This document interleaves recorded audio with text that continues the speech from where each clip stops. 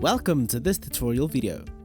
The goal of this video is to show how to set up quick filters within the user entity settings. Setting up quick filters through the user entity settings streamlines the organization of patient clinical events for the practice, simplifying the process of locating and reviewing a patient's clinical history. In this video, we will start on the diary screen. Proceed by clicking on the settings button located on the navigation bar. With the settings screen now open, click on the User Entity Settings tab. Click on the Patient File Settings panel to expand.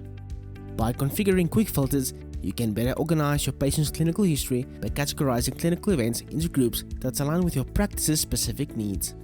Click on the Quick Filters panel to expand, then click on the Add button.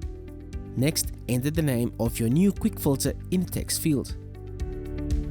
You can tick the checkbox to mark this quick filter to be utilized by default. If you wish to remove this quick filter, click on the Delete button. To explore more options within this quick filter, click on the panel area to expand.